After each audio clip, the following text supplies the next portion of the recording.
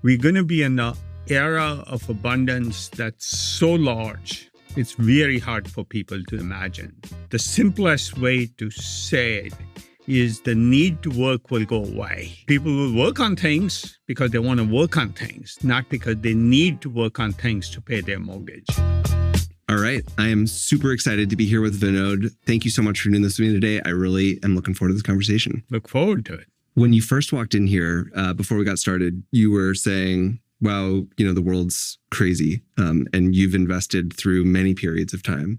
Obviously, there have been a lot of ups and downs, but you said the world's particularly crazy now. Can you share why you said that or why you're feeling that way? I've been doing venture capital for 40 years, so I've gone through every large innovation cycle. I've never seen a cycle like this.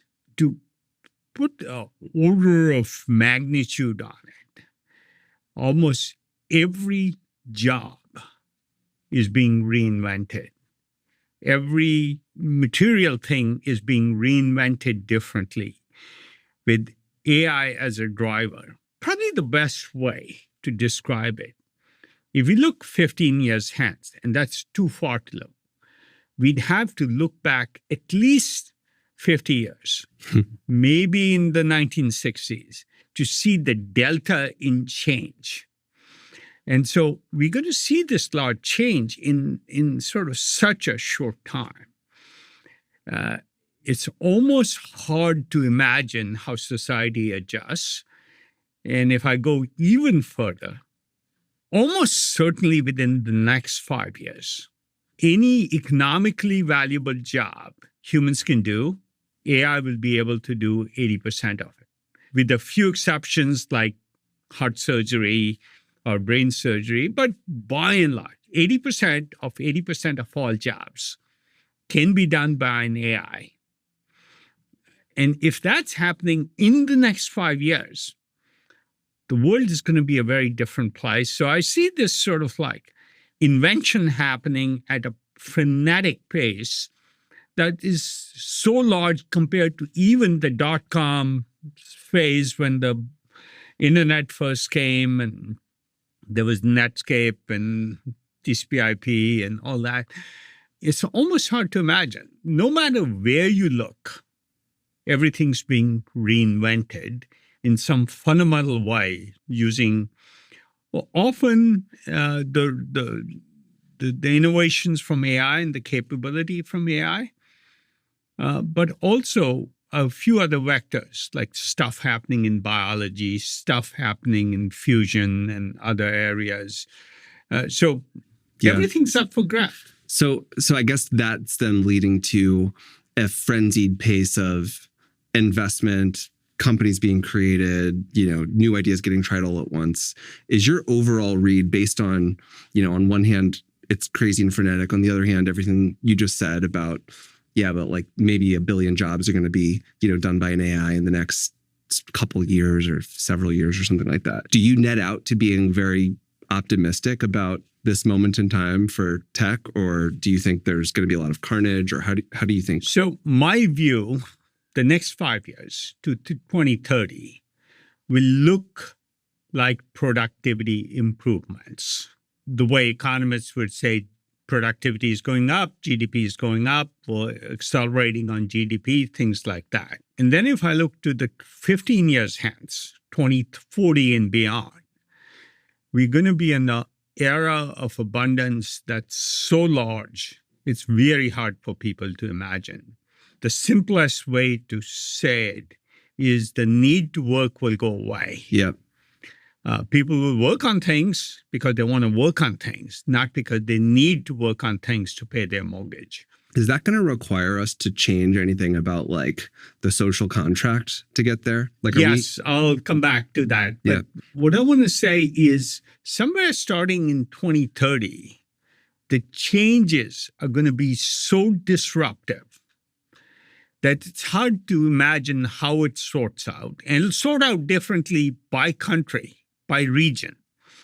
Different governments will play different roles in allowing it to happen or not allowing it to happen. And so we'll see this very, very disruptive, almost dystopic type of AI is taking all the jobs kind of thing. But we will have enough productivity, enough goods and services produced to share broadly. Is what you're saying that basically the changes that are already happening will compound to a point where it'll now just be this big disruption? Or are you saying the tech by the year 2030 is then going to be so disruptive that it's going to create all these changes? In other words, are we already on that trajectory, or you're just saying the tech's going to get there in a way that will be that disruptive? What I'm saying is tech is disruptive in some areas.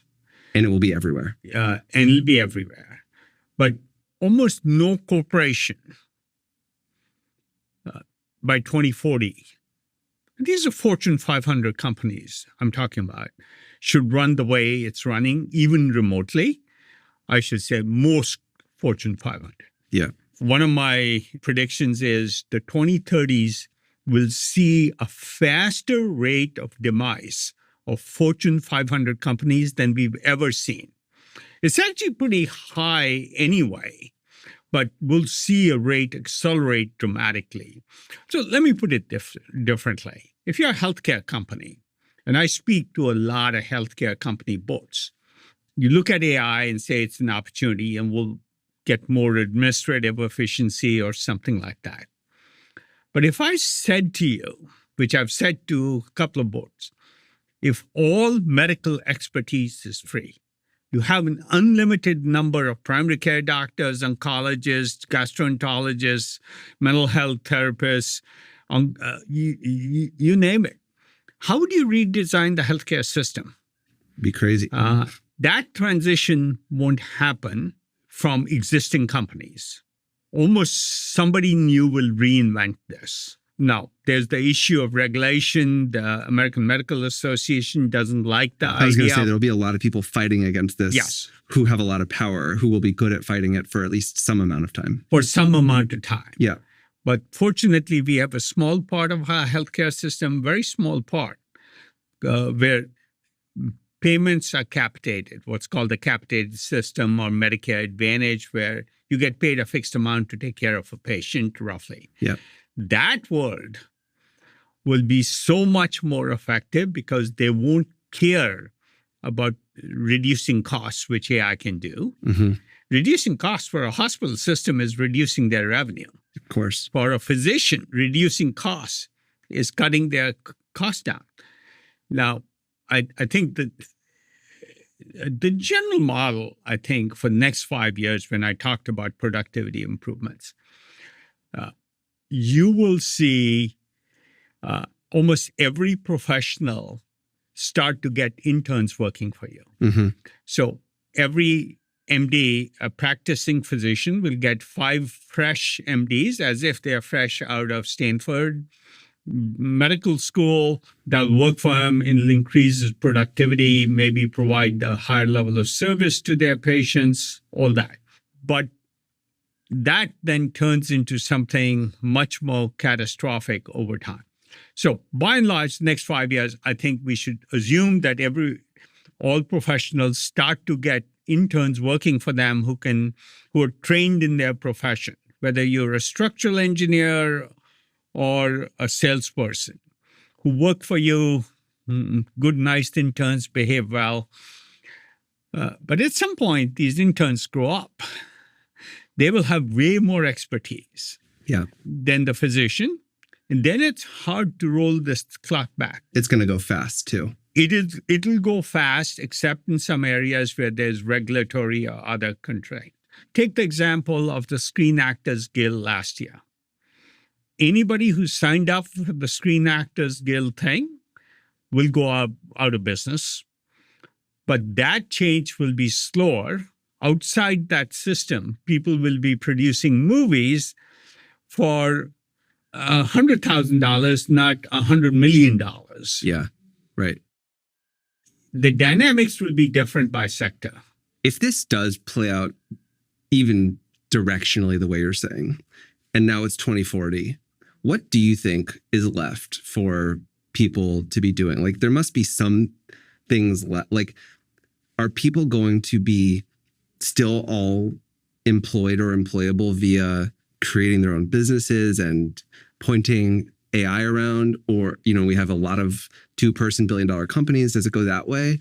Or does it actually just go to like a lot of people are just going to consume a lot of leisure and that's it? I'm waiting for the first entrepreneur to call me and say we can build $1 billion revenue company with 10 employees. You can definitely do it with 100 employees. Yeah.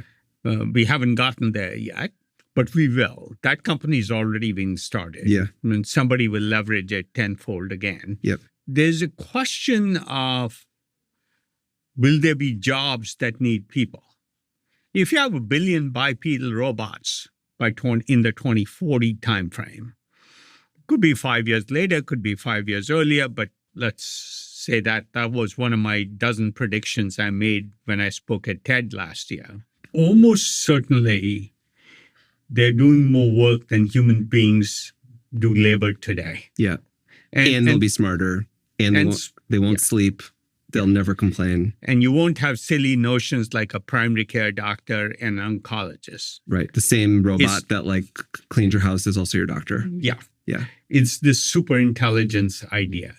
I think people will have lots to do, but it won't be because they need to work for a living. The first thing people forget, most of the jobs in this country or on this planet are not really jobs. There's what I call servitude.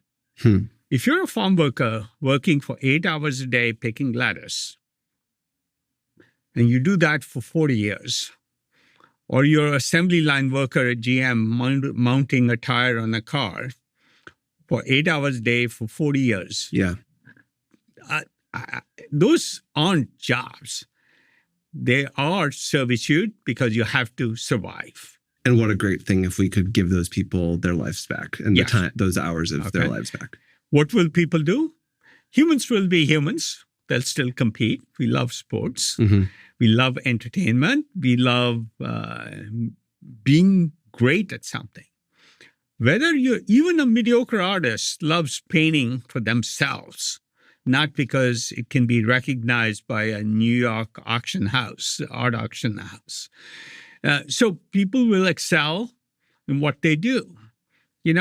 Exporters, skiing, you name it. I love the idea people will have a lot more time to care about their children. Yep. Actually not be frustrated because children are a conflict with work requirements or career requirements, working a lot more with their elders, parents. So there is going to be a lot to do. What's your confidence level that this is the future? High.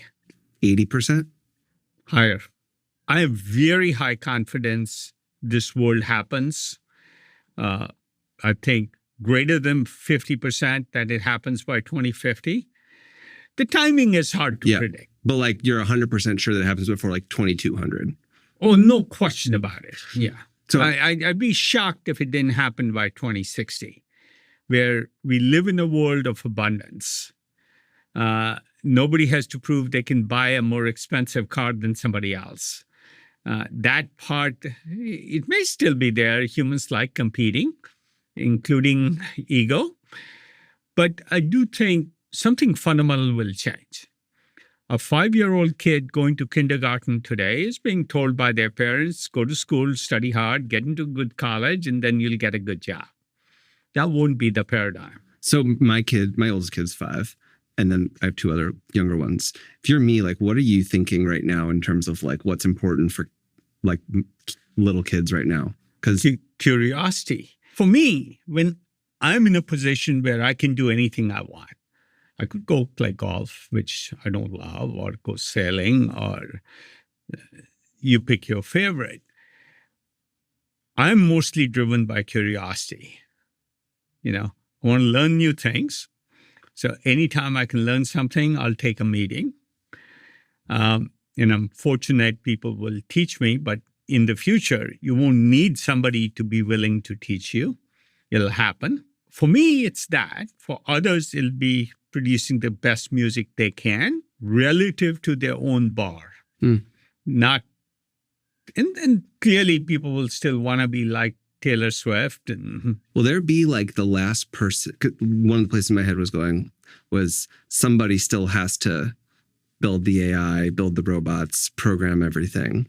Will we get to the last person who needed to do that at some point, and then that's actually even that job goes away? First, high degree of uncertainty with respect to the configuration of what people are doing.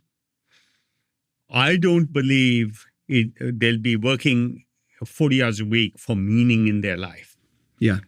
Unless it's something they really want to do independent of earning a living. Okay, so that we should be clear. And I just recently gave a talk last month on AI dystopia or utopia. Mm-hmm. And I, by the way, cover all the dystopian scenarios in it first. Oh, God. Before I get to the utopian scenarios. And so it's on our website and it's on the internet, so anybody can find it. What's very clear to me is the dystopian views will be a choice society makes. The utopian view is going to happen anyway. The world of abundance, only a matter of when, not if, and within our lifetimes. It's amazing. And when I say my lifetime, I at least look at 25 years. I'm 70. Easy. Clearly. More. When you're talking about this dystopia, I think what was implied in what you just said was sort of a self-inflicted dystopia where we just, humans don't decide to organize correctly to take advantage of this amazing abundance. Absolutely. Do you worry at all about like the AI doomerism version of dystopia at all, where like the AI goes awry? Is that something you think about at all? Yeah. So let me answer the in 2 parts. Certain societies will choose not to do it. We saw it with the Screen Actors Guild. They essentially signed existing traditional studios up to a paradigm that makes them order of magnitude less effective in content generation because we're building an AI videographer in our portfolio. You specify, you don't just generate video, you specify what the lighting angle is and how you pan and zoom the camera and those kinds of things. Mm-hmm. So the people who resort to traditional means will not do well. People who do movie production, today we can't do a full movie that way, but that's only a matter of time, right? Only a matter of time. Yeah. Today, almost all commercials can be done by an AI. Yeah, and the example you gave of, reproducing a $100 million budget thing with 100,000, of course that does, of course that's going to go that way. And we know Coca-Cola got a lot of flack last Christmas, because they produced some commercials only with AI. And people were nitpicking anomalies and stuff. Most people didn't know it was done by an AI, and they did great. And I'm glad they did it. Broke the ice. Mm-hmm. So there will be a flood of that. So there's that version of dystopia, displacement. Disruption's always fun for the disruptor, very not fun for the disrupted. Yep.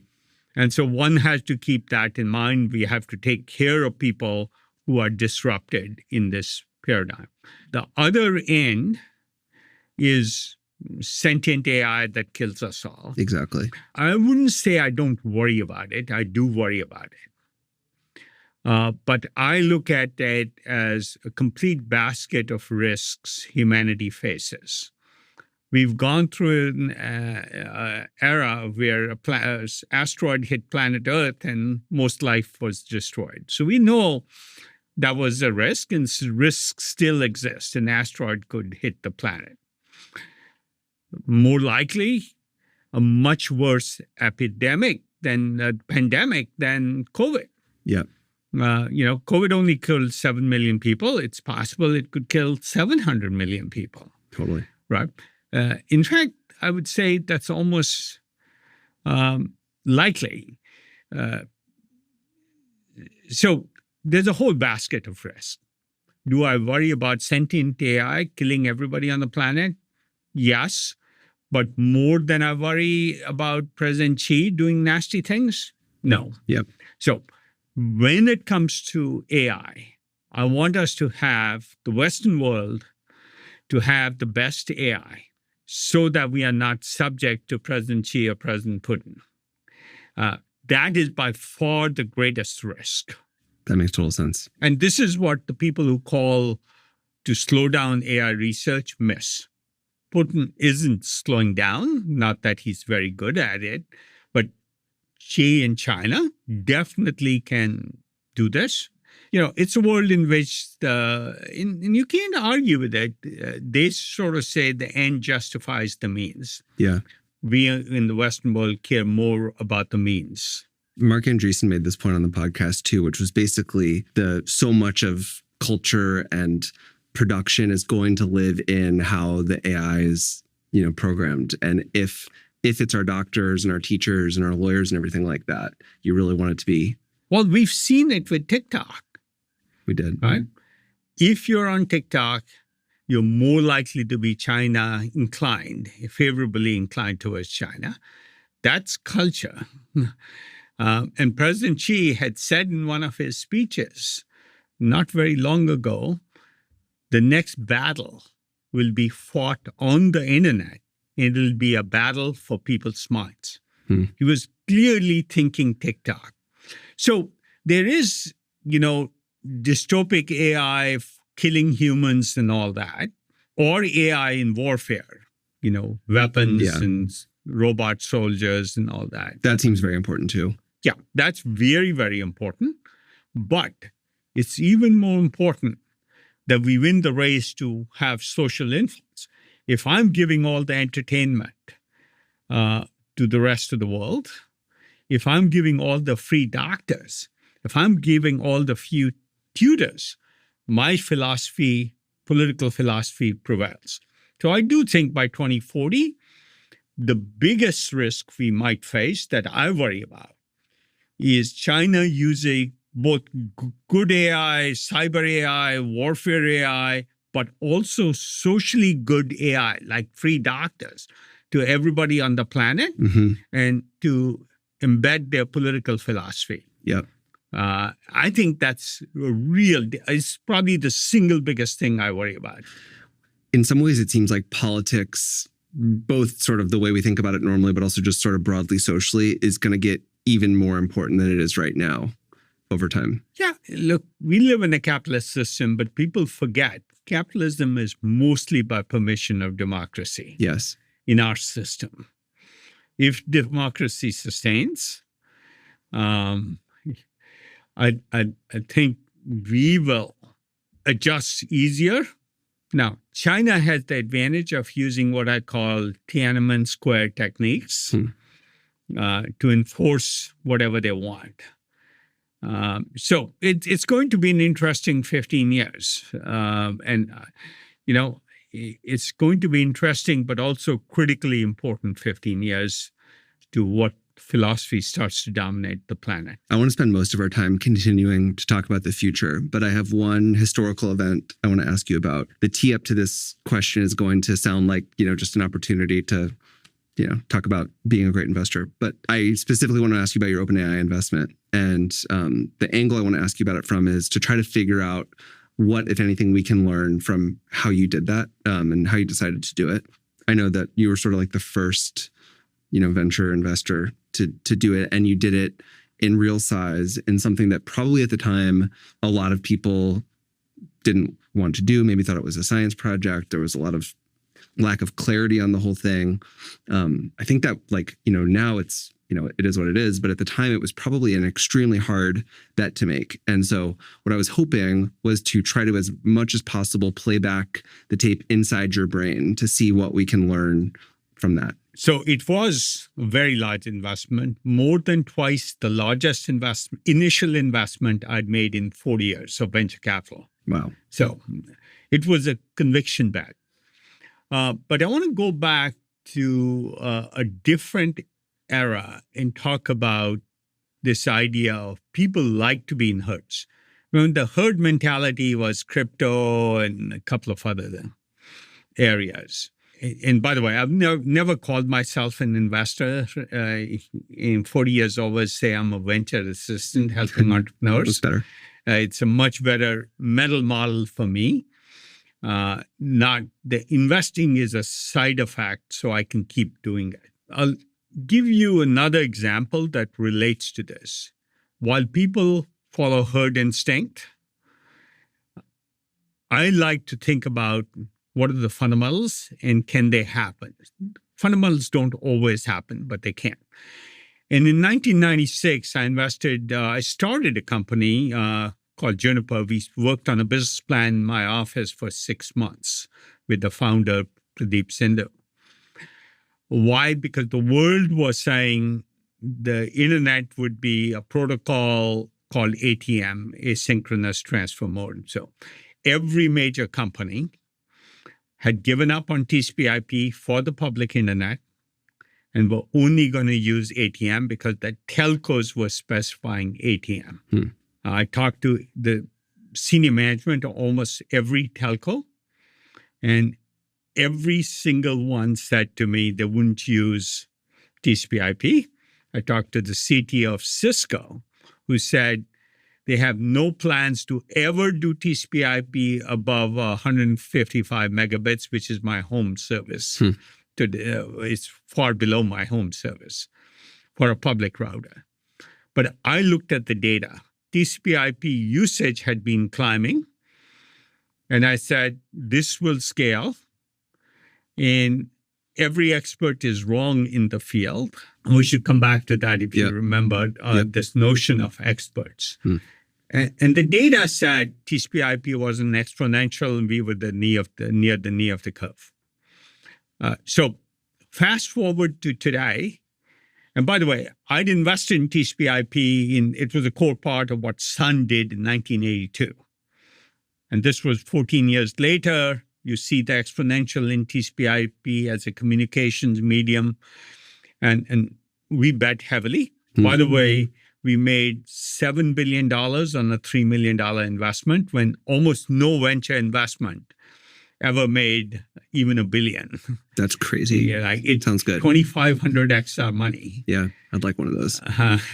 Yeah, you only need one. But hopefully OpenAI for us will do better, to go back to your question. But fast forward, in the year 2000, I gave an interview, which is in the New York Times, so it's on the record, that said AI will have us redefine what it means to be human, which is this utopia thing we were just talking about. Will people need jobs?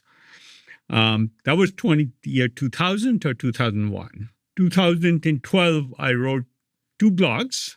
One was called Do We Need Doctors? Under the premise AI will do all the doctoring expertise that we need. This is in 2012. 2012. It's in TechCrunch. You can look up. And the second was called Do We Need Teachers? Idea that all tutoring will be done by an AI too. So those were 2012. What gave you confidence at that point that that was going to happen? Because this was before the breakthroughs with Transform, way before all that stuff. So, and this is where I was getting to. What I looked at was the best talent was going into AI. You went to MIT or Stanford or Caltech or wherever, people wanted to work on AI. Toronto, of course, a pretty important place in this history. Best talent was going. In 2016, I gave a talk at the National Bureau of Economic Research. I should probably release those slides. My first slide was the top 20 occupations in the US by number of people. And I said, I can't see which ones of these can't be displaced. Now, this was to a bunch of economists. That was 2016. I was convinced, but in that talk, I had human performance and current AI performance. And most people were making fun of AI because you ask an 83-year-old man if they were pregnant. It made silly mistakes. I looked at the rate of progress and the rate of talent influx. Those 2 things convinced me the moment for AI was soon. This was 2016. So by 2018, when Elon backed off funding OpenAI, it committed a lot of money that he didn't meet his commitments for. And when Sam called me, I looked at that and said, had the right team. I was very worried about China. I Mm-hmm. thought there was only two other teams. One was inside Google, which is Mm-hmm. moving very slowly, and another in Baidu, which was stealing Google's people by setting up an office down here and Yeah. stealing their expertise. I'm very hawkish on China. And OpenAI needed to exist as a separate vector of AI progress. And it had the right team with Sam running it. When Sam called me, it was almost a no-brainer. Because you were such a prepared mind for this by that time. Yeah. I was convinced the impact would be large. Mm-hmm. Now, I had no idea when there would be breakthroughs. Obviously, I couldn't predict transformer models, even though the paper was out, was going to be that large an impact. In fact, transformers wasn't what OpenAI was working on. So I wasn't this technique works. It was more like talent and the rate of progress. And I actually thought it'll be multiple techniques. I remember talking to Sam, as I have a Lego block model. The more different types of Lego blocks you do, the more the combinatorial possibilities explode. I think it was following the data and not the herd. So was there a couple-year period where you were basically very primed that you were just waiting for the right team at some point? Like, it seems like between 2016 and 2018, you probably believed this pitch from you just needed the right team. Well, I was convinced of the following. AI would have a huge impact because the rate of progress I was seeing on these benchmarks against human performance, even though they were way down there and almost silly performance. But the rate of change was high, and the rate of talent influx was Mm-hmm. high. Elon backing off funding OpenAI was fortunate. I can't say I engineered it. I wish I had. Yeah. But it is following the data and not the herd instinct. Yeah. And frankly, 2018, when we made the decision, it closed in early 2019, everybody thought AI was not a real thing. People thought it was a science project. It was a science project. OpenAI was not using transformer models. It was just my belief. You put the right resources and they'll figure it out. I told my partner, I have no idea whether it happens in 3 years Mm-hmm. or 10 years. But the IRR would work out. It was too important to not try was the phrase I used. Yeah. Some things are too important to not try, and I often try those. At the same time, we invest in Fusion at Commonwealth Fusion. Again, started it from practically scratch because Bob was a senior fellow at the MIT Fusion Lab. This idea that some things in society are too important to not try, and I'd rather try and fail than fail to try. And most people, most of the time, just fail to try. And so this combination of factors and knowing AI would have a large impact once we got it was what got me convinced. Okay. So that's the perfect setup into now looking to the future. That construction got you to a big bet in AI. What are the other areas right now that you feel maybe like, the same way you felt in 2015 about AI? What do you feel that way about now? You mentioned fusion, but what are a few of the areas that you feel this way about the future now? Well, first, related to AI, robotics will take a little longer, but I think we'll have the ChatGPT moment in the next 2 to 3 years. What could that look like? A robot that doesn't need to be programmed. It learns. It isn't programmed to do tasks. And it's a generalized, maybe physical robot in our spaces. Well, the world is organized around the humanoid form factor. Mm-hmm. And so it's probably a humanoid. Humanoid is the only common enough form factor to get to high enough manufacturing volumes to get the cost down. Almost everybody in the 2030s will have a humanoid robot at home. Probably start with something narrow like do your cooking for you. It can chop vegetables, cook food, clean dishes, but stays within the kitchen environment. And, if you have a Prius, it costs $300-400 a month. The robot will cost $300-400 a month. It won't matter. And, for anybody making more than a certain amount of money, they already have somebody helping. And so this is help. Yep. I think that's how it'll start in the home. But factories, farms, farm workers is a massive area that's mostly unaddressed. What part of the humanoid intelligent robot are we most limited on right now? Like, is it about the robotics? Is it like the intelligence? Is it? It's the intelligence.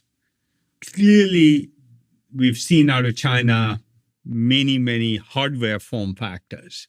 They're pretty damn amazing. If you see them boxing or running a race, or it's pretty cool. But they're not learning robots. You change their environment and they don't do as well. Yeah. I think this intelligence that learns and adapts and doesn't need to be programmed to do a task. If you walk a human in here and say, clean up, they'll know what to do. A robot needs to do that. Why is this not going to be like Apple? Like, and I know that, like, I'm not saying I think it is, but like, why do you think that we don't already have the sort of prototypes of this out from the biggest, most well-equipped hardware companies in the world? So I've been doing innovation for 40 years and innovation only. I can't think of very many large examples where large innovation came from somebody who was large or in the business. Yeah. Can we go through some of them? Yeah.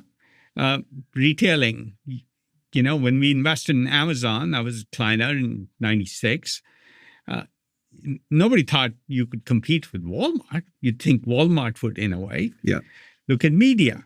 Was it NBC or CBS, or was it little things like Netflix and Twitter and YouTube and Facebook, and nobody even knew they were in the media business? Mm-hmm. Uber, did that come from Hertz or Avis, car rental or taxi companies? No. Airbnb, did it come from Hilton or Hyatt? Yep. They have more rooms than Hilton and Hyatt now. SpaceX or Rocket Lab, instead of Boeing and Lockheed, you'd expect to be able to do space launches. Yeah. Yeah. My own history, I got enamored with the fact that when I was at Kleiner, they talked about Genentech, started by an associate at Kleiner when nobody believed biotechnology was a field. No pharma company was doing it. Yeah. All of biotechnology. Yeah. We saw the cloud. We saw self-driving electric cars. Yeah, everybody had given up on it.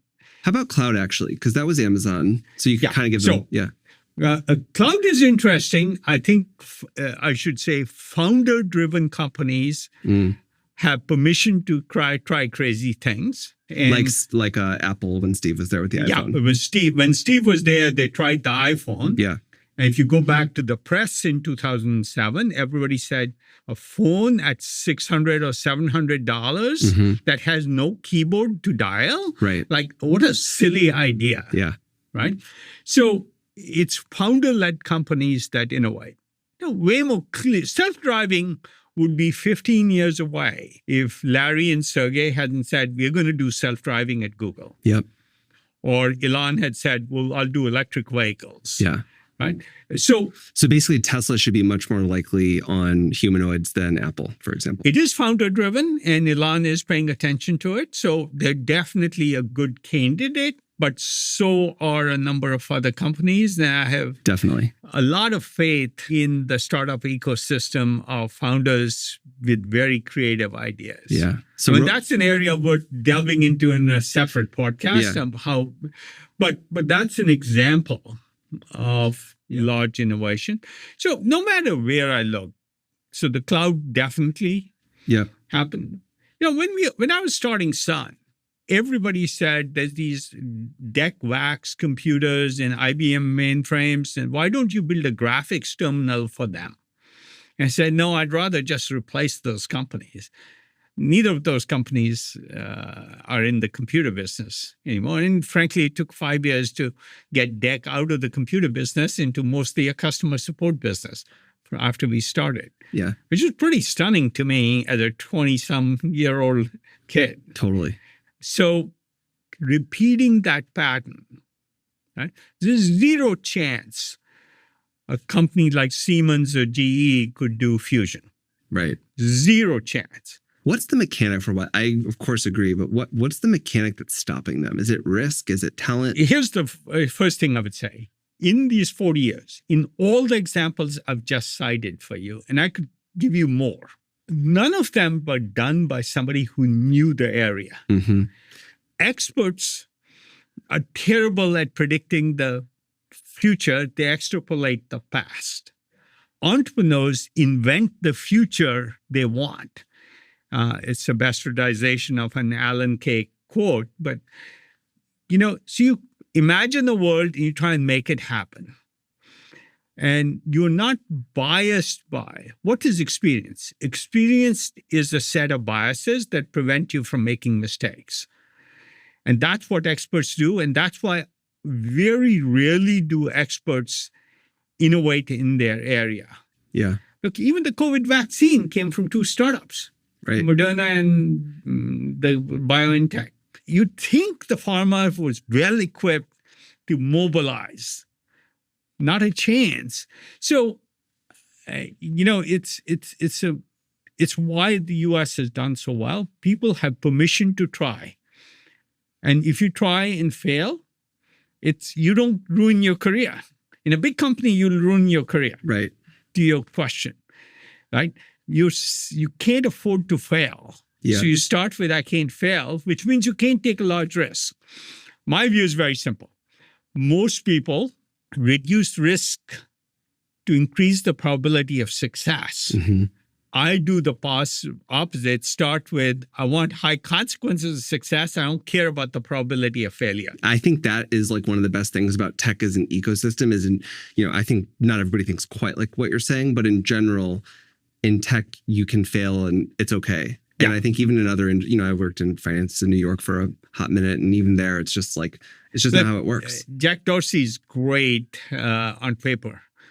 But when we invested in Square in 2010, the following was the situation. He had just been fired from Twitter. Twitter was a tiny company. He'd just been fired, and he had like 4 failed startups. His history on Wikipedia, he had 4 failed startups. So, traditional wisdom would say, don't back him. Was your mindset around risk always just increase the consequence of success, or did that evolve over time? It was very much that from, my first startup was take on the computer business.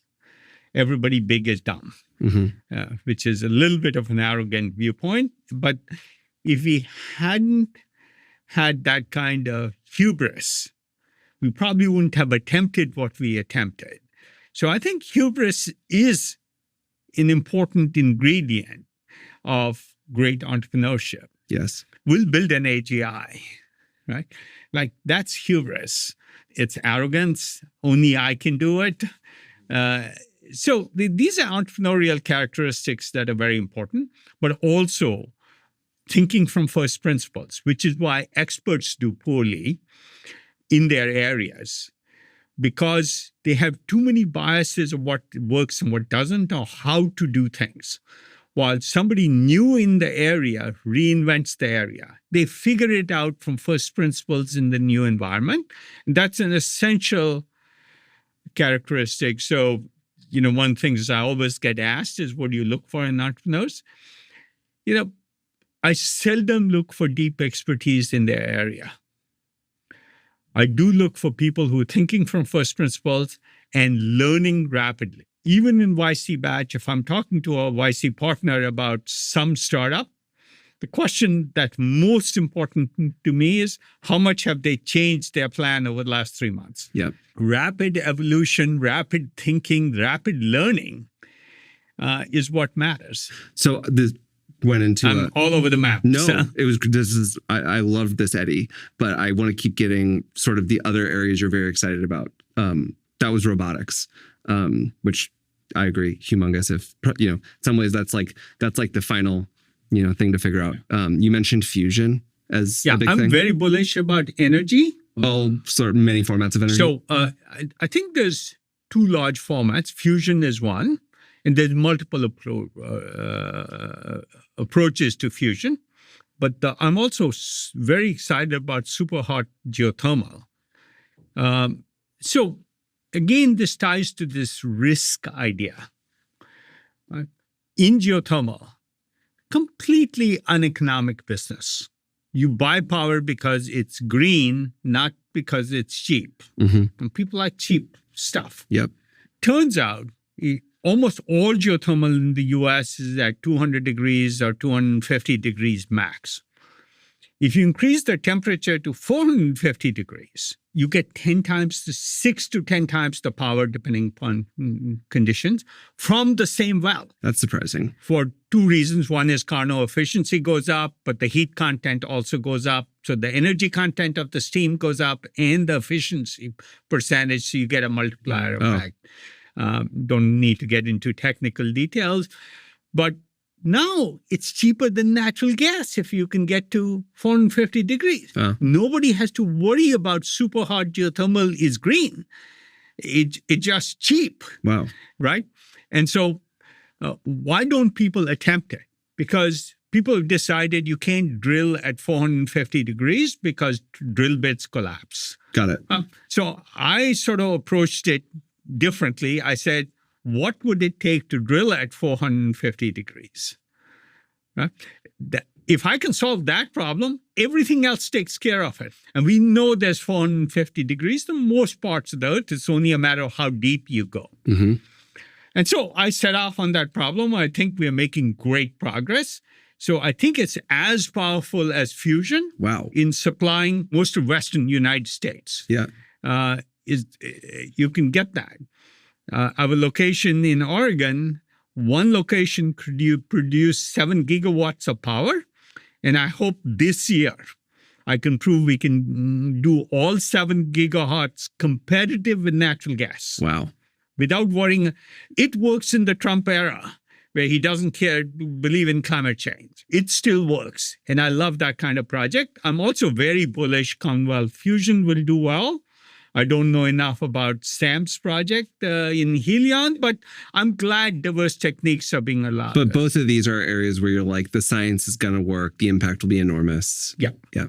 It's worth doing. Solar also, is that on your radar? We are doing solar. We probably have in the Western world, China has some great solar technologies. The next generation of solar called perovskite solar cells. We're working on that.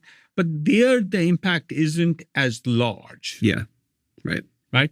We are, and that power is already so economic that there's other uses for that power. So we are doing that. But look, I'm relatively optimistic. I see our path clear to getting to zero emissions by 2050. I think most of the technologies do that will be proven in the early 2030s. Is there any sort of a countervailing force with the fact that we're going to be consuming a lot more power via AI? People always ask me that. I think if we get fusion right, I think very early 2030s we'll get our first power plants. And that power curve outruns. That power curve just catches up. Yeah. So there'll be this period between now and 2035 when these things aren't scalable yet. Yeah. But beyond that, I don't think catch up. Yeah, power will be cheap and plentiful and zero emissions and zero resources. And by the way, if you're creative enough, you can do this in every area. We're producing cement today. We not only don't say like environmentalists do, let's go shut down cement plants every time. There's one in Cupertino that the environmentalists have been trying to shut down. My approach is very simple. They're emitting carbon dioxide. Let's capture the carbon dioxide and turn it into carbonates.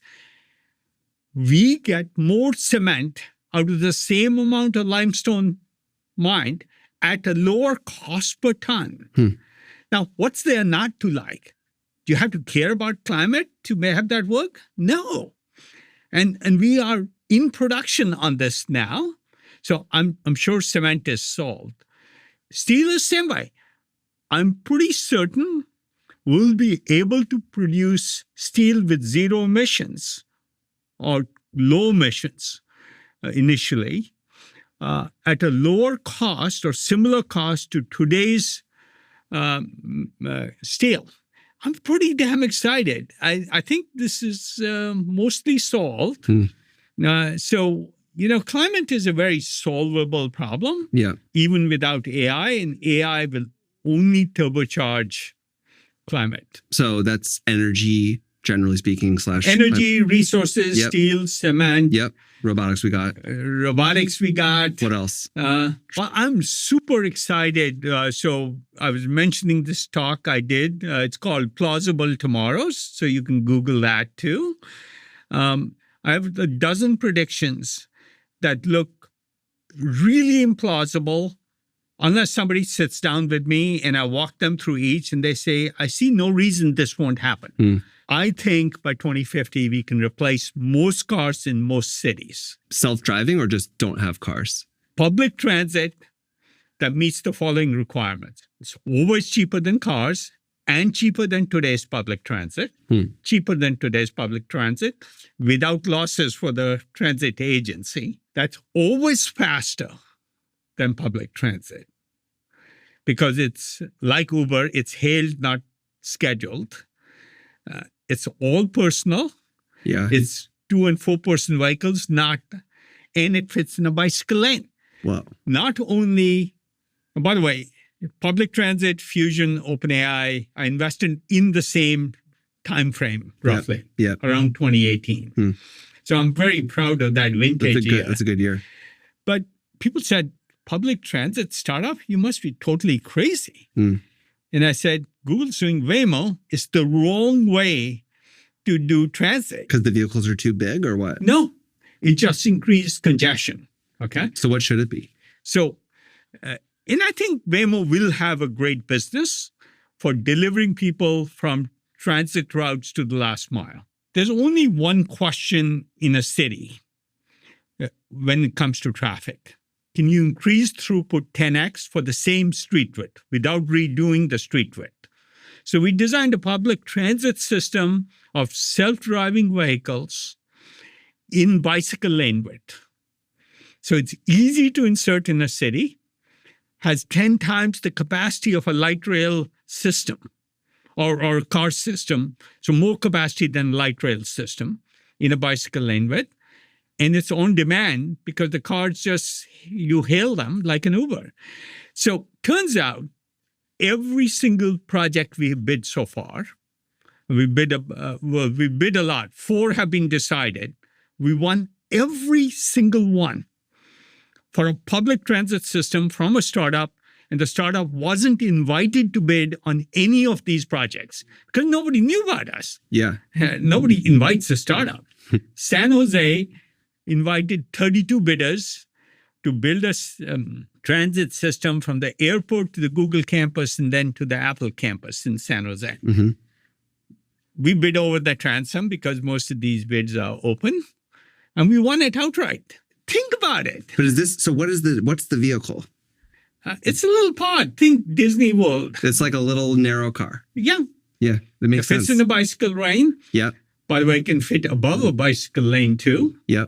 So you can go twice as many as cars on a street or something like that? So it turns out it has way more capacity than cars in a street, or even if everybody took buses, this would have more capacity in passengers per hour given for a given street width. Are they also coordinating with each other so the cars are closer together? Is that part of it too? Absolutely, you can coordinate. Yeah. Yes. Yeah. So you basically If you build a raised infrastructure, it's so simple you can do prefab. Yeah. You don't have to do the Boston tunnel dig for 20 years. Right. Wow. You just do a prefab, put it in place. Yeah. So that's a good one. It is thinking from first principles. Yeah. That matters, and it leads to being ambitious. Okay, and how about medicine? Because that's like 20% or more of GDP. That's a huge one. Yeah. Obviously, AI is a big part of this, but you spend a lot of time in medicine, separate from AI, with AI. So, what about medicine? Which is a big part of our GDP, a quarter of that spend is medical expertise, think doctors. Okay. Almost certainly that goes to zero. Can go to zero. So what are we doing? We're building AI primary care doctors, AI physical, mental health therapists, AI physical therapists, AI oncologists, AI, you name it. Actually, maybe just to get specific about what you mean about that going to zero.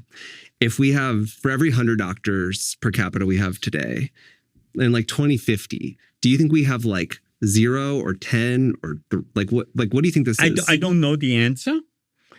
But there are some? You will always have some to learn from.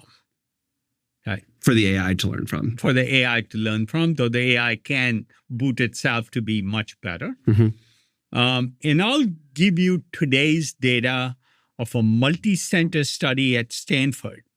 They took the best academic institutions and judged complex AI diagnosis. Physicians only, and these are academic learning centers with the best physicians, 73% accuracy. So 27% of the patients were getting the wrong diagnosis. It's like a lot. That's like that's a lot. It's wonderful. Yeah. Think about it. And this complex means it was a serious thing. It wasn't just the flu. AI alone, 88%. Accurate. But then they gave the AI to the doctors. The doctors improved from 73% to 76%. The AI got degraded from 88 to 76%. That's funny. And this is a serious multi-center study. I love medicine. What will happen is everybody on the planet, for less than $1 a month, will get a free physician, initially called primary care, but they'll be do everything. My son's company, Curai, is called multi-specialty primary care because the AI knows enough gastroenterology to provide that. And now, the hard problem is the American Medical Association won't let the AI write a prescription. Yeah. And so we have human physicians who approve the diagnosis and the prescription or testing recommendation or whatever. Yeah. I was going to say, I mean, if the humanoid at home plays out too, then it's probably also doing some amount. I mean, it's not going to do surgery, but it might be doing some amount of giving you a physical or giving you an injection or whatever else you need. Watch your gait and say, hey. Something's up. Yeah, something's up. Yeah. So that's a quarter of medicine. What about the other 3/4? A quarter is pharmaceuticals. Mm-hmm. That we are seeing an explosion in AI in drug design. Yes. Both small molecule and... Are you pretty bullish on that? I'm very bullish on that. Do you think it will speed up the rate of drug discovery / make it cheaper? Or do you think it's more about it will help us discover undiscoverable things? Probably a little bit of both. The hard part in that is the regulatory cycle. We have a separate effort to say, could you test anything against lots of human genetics and lots of human organs? So we have an effort to do 10,000 tests. And it could be 1,000 different genetics, so people, and 10 organs each in 1 week in one untouched robot. So it just does the test, screens the drug, and looks for effects and growth and all that. Maybe something like that would replace human trials. Most likely, at some point soon, it'll reduce the size and length of these trials. So I think drug discovery will see not only better molecules. The bigger problem in drug discovery is not to do what's called lead compounds for a disease, for a drug, but to increase the probability of success. The probability once you have a lead drug candidate to actual FDA approval is so low. Mm-hmm. Like out of 100, less than 5 will make it. Yeah. Right? So it's increasing that probability because you're starting with a better candidate and you're measuring the process better. So that's a quarter. I do think there is diagnostics imaging. And by the way, we have the most coolest self-driving for MRI machines. So you don't need MRI machines. Now, you need today technicians to run MRI machines. But if you have a self-driver, you don't need that. Cardiac MRI is so specialized because the heart is moving that you can't staff centers with cardiac MRI technicians. Mm. We turn an hour and 15-minute exam into 20 minutes. Single button press. You can even do it remotely. Yeah. So we did the same for ultrasound. Self-driving for ultrasound machines. An ultrasound machine might cost $25,000, but a technician to do a cardiac MRI will cost you $150,000. So why care about the machine? It's the person. If we have self-driving, we had this company that GE actually acquired from us. So all I'm saying is diagnostics and imaging is a quarter of the spend. It'll get cheaper. I'm shocked it's a quarter of the spend. I didn't realize that. Testing of all sorts. Yeah. And then a quarter is in-hospital care. These are very rough numbers, but in-hospital care, and that will improve too. So the net of all of this is like a multi-trillion-dollar retrofit, I guess. Yeah. But if expertise is free and you can give somebody 10 times the amount of care, the average U.S. citizen gets one primary care visit a year, roughly. In Australia, it's 4 or 5 times that. So we are poor anyway. If you provided way more care up front, you'd reduce disease burden downstream. Fewer people would have heart surgeries, which are super expensive, or emergency room visits, because you took care of them at the beginnings of the detection of their disease. So whether every expensive disease, whether it's cardiac, Alzheimer's, Parkinson's, we are well on our way to discovering them 10 years before the symptoms manifest. So I've argued a piece I did called 20% Doctor included in 2016. I said symptom-based medicine will disappear. You don't detect disease from symptoms. You detect disease based on what's going on in the body. So that's medicine. Yeah. I'm pretty excited about it. The level of precision that's possible, I think in the next 5 years or 10 years, biological intervention will approach computer programming in being able to precisely program things, design molecules. So we have a couple of startups looking to do drugs for one patient at a time. So the whole drug only applies to one patient for one genetic anomaly. And that's because that includes like the patient's DNA is factored in or something? Yeah. Their disease, their specific mutation can be addressed for them. Wow. There's also broader categories, like a single shot treatment for sickle cell disease, right? Massive problem. Yeah. If you can do a genetic treatment, one shot, I think that'll happen in the next 10 years. As I'm listening to you talk about all of these different areas and like you think on such a grand societal scale, but you probably also have a bunch of sort of maybe seemingly boring, but like good ideas kind of come through Coastal Ventures all the time too. Yes. Do you still enjoy making those kinds of investments as well? Is that more where you have like a partnership and there's other people on your team who are more interested? Well, there are other people in the partnership who enjoy just successful startups. Yeah. I do too. Yeah. Look, I enjoy winning. When I do a GitLab, that's a win. When we do cognition, it's a win. When we do Replit, it's a win. I mean, the growth rates for some of these companies are stunning. Shocking, yeah. So, it's still fun to be disruptive. Yeah, it's just sort of a different bucket of enjoyment. It's a different bucket. Yeah. I would say in the more societally impactful technologies, I will go through actually starting the company. Like Fusion. Bob was a senior fellow, Commonwealth Fusion. Bob was a senior fellow at the MIT Plasma Fusion Lab when I met him. And he had ideas, and I got him sort of like instigated, so to say. Yeah. He's done all the work. And then he instigated the field of fusion. So whether he succeeds or not, there's so many different startups now. One will succeed. Yeah. So Commonwealth Fusion or Helion don't have to succeed. For Fusion, to succeed. So I like instigating things. The same thing we did. It was very profitable to make 2,500 times your money, Yeah. and in having the world be TCP/IP instead of ATM. And it's interesting to look back at the press from 1996. Just assumed Yeah. it was going to be, the internet was going to be ATM. So I'm actually, I always tell Pradeep, the founder of that, Yeah. if we hadn't done that, the internet wouldn't be TCP/IP, which is horrific to think about. It'd be in the hands of AT&T engineering the protocols, which they've done.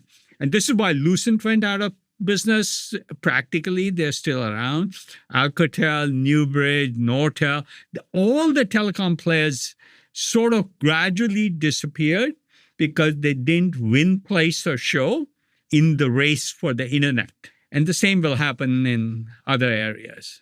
You used the word instigating when you could have maybe used a word like incubating. I also heard earlier in the conversation, I think you talked about like not being an investor. I think also like the way that you work with founders, and I've heard you talk about not being founder friendly, or that there's a different way to think about being founder friendly. What I'm curious about is there's a lot of sort of new ways to describe what VCs do and how they describe themselves and mindsets around it. Do you think that in general, the role that venture investors see themselves playing, do you think we're trending in a direction where it's getting better all the time? Or do you think that in any ways the industry has lost its footing on some of these concepts? Look, there's all kinds of VCs with all kinds of approaches. Some are marketing labels. Founder friendly is a real disservice to founders. It's like if you said to your kids, if you told your 5-year-old, do whatever you want. Do whatever you want. I will always say yes. Yeah. That's, you want to pay the price. You want to go swimming without me? Yeah. Like whatever. Yeah. Or eat as much candy or eat as much Coke. And by the way, my kids, when they were growing up, at age 5, they could eat as much candy and as much Coke as they wanted, as much junk food. We always had it laying around. They didn't have to ask us. But we taught them how to measure themselves on how much Coke they drink, whether it's good or not. So I would say we taught them control, not gave them yes, no permission. Yeah, but the most important thing was that you set those parameters for a kid. Yeah. And yeah. Right. And in literally at age 12, I thought of they can make 10% of the important decisions. Mm-hmm. By age 18, they have to make 90. Yep. And my job is to teach them how to make the leash longer. Right. But the same is true of entrepreneurs. Look, a brilliant engineer from DeepMind starts a company. What do they know about finance? What do they know about marketing? What do they know about even hiring or managing? Our job is to teach them, just like I taught my kids. By 18, my kids were pretty independent. I didn't worry about what they did in college. All 4 went to college 5 miles from our house at Stanford. Yeah. None of them had this, I want to get away, because they felt they had enough leash. They had enough permission. They didn't need to, quote unquote, get away. Can I put up a steelman argument that of the other side to hear your reaction to it? Basically, it would be something like the sort of the strongest entrepreneurs, which is where all the returns are, don't really need much help or much management. And so better to just invest in the people who didn't need help in the first place. I disagree. That is very much the founders fund argument. Yeah. They do very well with that. Great founders do well, whether you like it or not. Yeah. Whatever you do. Where I will disagree is they can do even better if they have a debating partner. Mm-hmm. So my view is very simple. I almost never vote at a board. So I don't even go to boards now. You won't show up to a board meeting? I don't get on boards. Yeah, I see. Okay? Yeah. And Square is a great example. I got off the board the week before the IPO. And everybody was like, hey, this is sexy IPO. Why are you getting off the board? I don't like the burden of The governance. The governance and all that. My responsibility shifted from having Jack do better to governance for the public markets. Mm-hmm. It's not very fun. Mm-hmm. It sounds glamorous, but it's not. Jack and I would do regular monthly dinners, and I'd always challenge him and always push him. And he loved that, so he took the time to do these dinners. You talk to Max Levchin at a firm. It's a public company. We long ago distributed stock. I still do quarterly meetings and challenge him for an hour every quarter, Mm-hmm. right? Even the strongest founders like Jack and Max and need this. It's like even a pro sports player has a coach. Yes. You want people to challenge you and debate you, but not make decisions. I find it silly that boards want to take a vote. I won't even take a vote on the acquisition. Mm-hmm. I'll just say I'll support whatever management wants to do, even if I disagree strongly. Mm-hmm. But I do want to have the opportunity to debate it with the management team. Yeah. So Jagdeep Singh is a founder, one of our robotics companies. I've done 6 companies with him. There was a company, I'm forgetting the name, called Light something, optical company.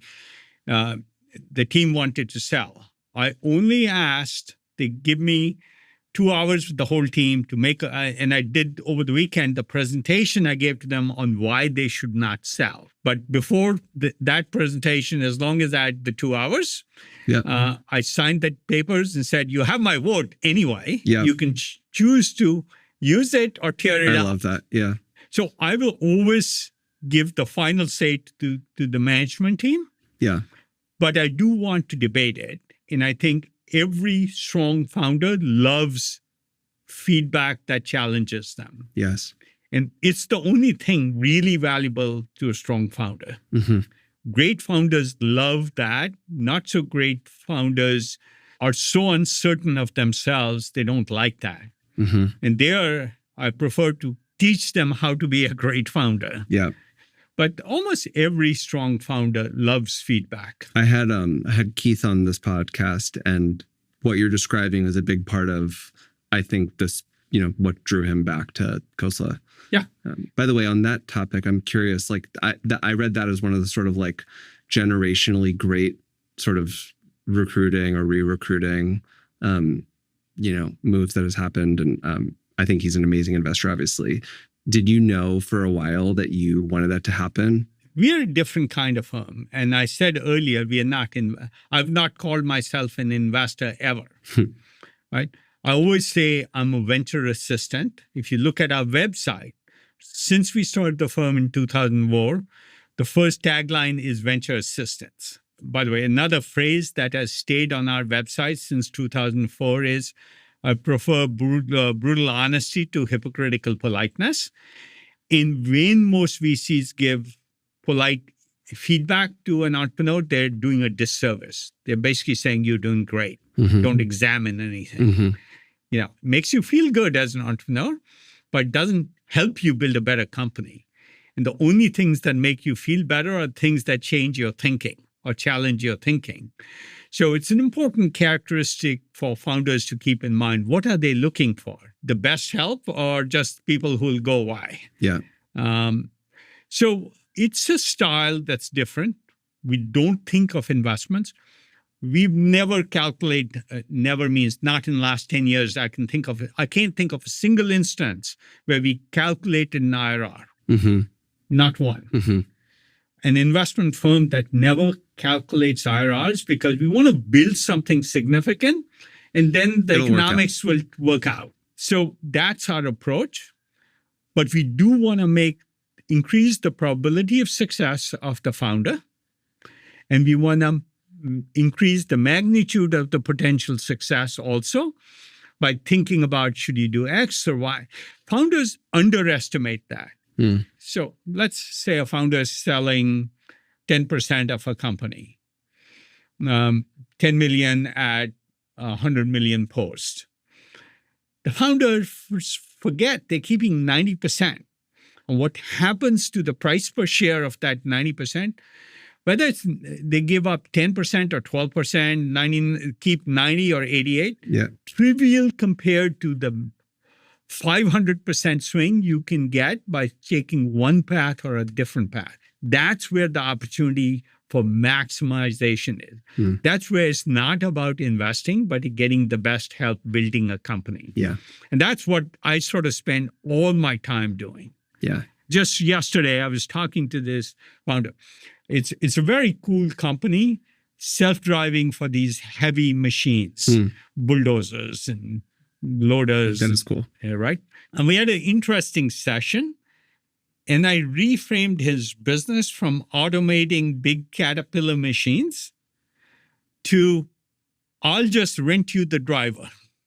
You have trouble staffing drivers. Most of these are in mines and remote places. Equipment, a multi-million-dollar piece of equipment sits idle because you don't have an operator. I said, just do rental by the hour and guarantee you will always have a driver available. Always have a driver. This reframing, the entrepreneur was pretty excited about. It's the same thing, but it's not. Yeah. It's a much easier sell. It's not saying change your equipment. It's saying, hey, you can't keep your equipment running all the time because you don't have operators. I'll run it for you. You're paying operators. I'll do it better, faster, more hours. You get more of your equipment. It's a simple framing change. But you could have a similar technology discussion too. I know you're going to have to go in a minute. So I just want to ask you, there's one, and there's a million more questions I want to ask, but there's one I really wanted to ask, which is you've been not just like doing venture, but you've been doing it like really successfully and in a super relevant way for a long time through a lot of cycles. Before we started, you said, you're turning 70 or you turned 70 this year, you feel 25. This is kind of like the dream. And do you know what you attribute all of this to? Yeah. Very importantly, I gave a talk at Stanford in 2015, Stanford Business School 2015. I said, I'm internally driven. I don't care what others think of me, so it feels obnoxious sometimes because I'll do my thing, independent of what others think. I'm doing this because it's fun. I get somebody teaching me about mining and constraints in construction or self-driving, an MRI machine or a big loader. They're the same thing. Clever ideas like public transit or can we make fusion happen? So I'm in it because it's fun for me. And most of the people at Khosla love what they're doing and would do the same thing if they didn't get paid. And so we do it for a different reason than making the most money. Because we focus on larger impact, the returns really do well or take care of itself. It's sort of like what's motivating you. In fact, this was a conversation I had Sam when we invested in OpenAI. He knows I care about the impact, something happened, making something happen. Fusion is too important to not try it. Yeah. I want the impact of fusion. Yeah. There's nothing I could do in making money that would impact me more other than saying I played this tiny part in getting fusion to start and hopefully happen. Yeah. Even if Commonwealth Fusion doesn't do it, almost all the companies have been enabled, and investing in the field has been enabled because people looked at Commonwealth Fusion. So this idea of instigating change is very motivational. It's way more impactful and also fun and way more learning than almost anything else. I say I have one addiction, which is to learning. I can't learn enough new things, whether it's about biology or an AI algorithm or hypersonic flight. We are doing Mach 5 flight too. And we haven't talked about national defense. We are spending a lot of time there. Would have loved to. But all these areas are just fun. Yes. And that's why I don't mind. I still work 80 hours a week, and I hope 25 years from now, I'm working 80 hours a week, health permitting, touch wood. But I think it's a very different motivation of why we do things. I tell our LPs, I'm probably the only one foolish enough to tell my LPs, if I can have more impact and less return, I'll pick more impact every single time. Yeah. As long as they get a minimum return that they're comfortable with, so they can. Well, you seem to be getting both. Vinod, thank you so much. This was amazing. And I am super appreciative of your time and all that you've done for the industry. Great. Thank you. It's a lot of fun.